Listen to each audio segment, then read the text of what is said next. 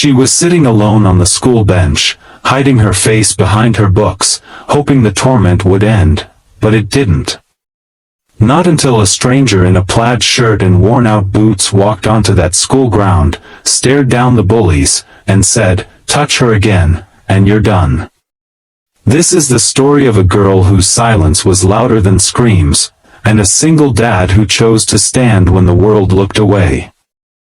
If you believe kindness can change someone's world, then hit the like button and subscribe to Kindness Stories. Let's make compassion go viral. Emily Bennett had mastered the art of being invisible. Every day, she would pull her hoodie over her head, keep her eyes low, and glide through the corridors of Westbrook High like a shadow. She didn't speak unless spoken to, didn't raise her hand even when she knew the answers, and never, ever, looked anyone in the eye. There was a reason for it. Emily had transferred schools after her mother passed away last year. She and her dad, Thomas Bennett, moved to a small town hoping for a fresh start. But kids in small towns aren't always welcoming to outsiders, especially when those outsiders carry sorrow in their eyes and wear the same worn jeans every day. The bullying started small, whispers behind her back, giggles when she walked into a room. Then came the snide remarks. "Did you sleep in a dumpster, new girl? Is that your mom's old coat? Oh wait, sorry." Every day it got worse. But Emily said nothing. Not to the teachers, not to her dad. She saw how hard he worked, fixing roofs, cleaning gutters, doing any odd job to pay bills. He'd come home with dirt on his face and pain in his back but a smile on his lips. She couldn't break that smile. At school, the bullying turned physical. One day, while Emily was walking to her locker, someone tripped her from behind. She fell hard, her books scattering across the floor. Laughter erupted. As she scrambled to gather her things, someone kicked her notebook away. Another snapped her pencil in half. The teachers didn't notice. Or maybe they pretended not to. But someone else did. Her name was Hannah. Quiet, artistic, and equally invisible. She helped Emily up without saying much, just offered a gentle hand and a shared look that said, "I understand." That one act of kindness became a lifeline. They started sitting together during lunch, sketching in their notebooks, trading secrets with whispered smiles. For a while, Emily thought maybe things were getting better. She was wrong. It was Friday afternoon when things spiraled. Emily and Hannah had just exited the art room, laughing about a cartoon Emily drew. As they walked past the gym, they were cornered by a group of seniors, 3 boys and a girl, all dressed like they owned the school. "Hey, emo Emily," sneered Jason, the ringleader. "Got another tragic sketch for us? Or maybe another dead mommy story?" added Tanya with a cruel smirk.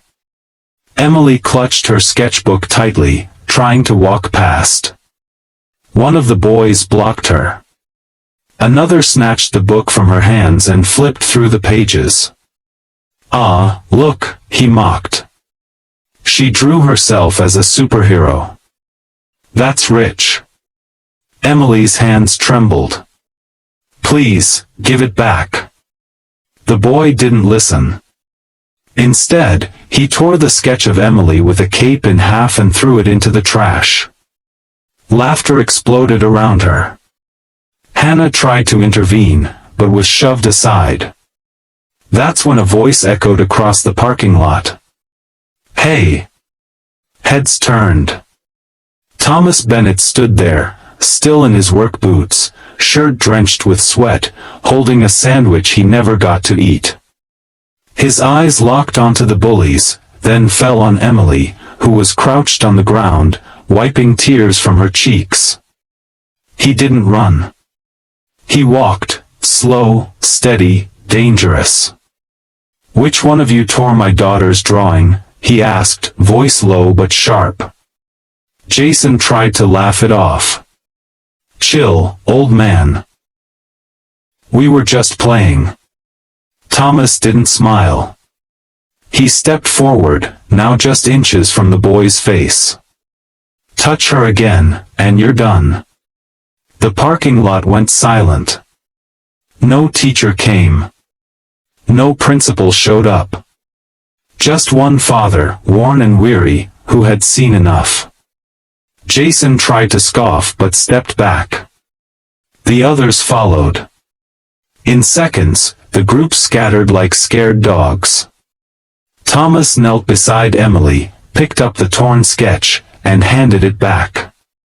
This one's still my favorite, he said softly. Emily couldn't speak. Her lips quivered, but no words came. She just nodded, gripping his arm tightly. That evening, Thomas went to the school board. The next day, emails were sent, suspensions handed out, and meetings called.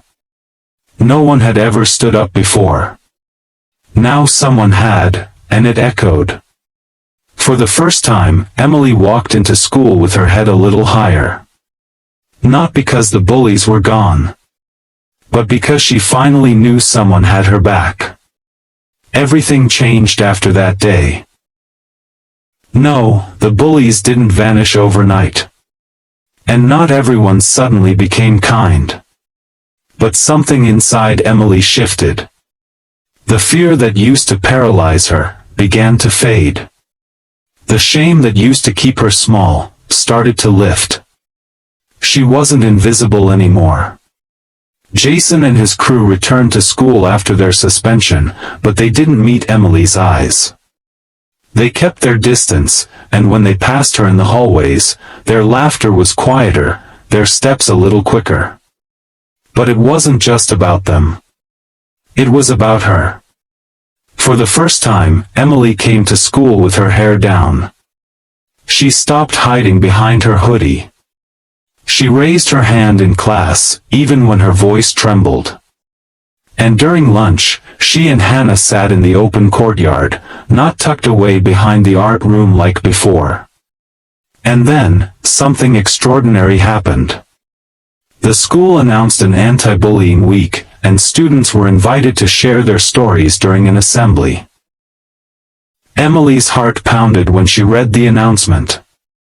Her first instinct was to look away, to pretend she didn't see it. But then, she remembered her dad's words. Touch her again, and you're done. She remembered his strength. His quiet courage. And she realized, maybe it was her turn.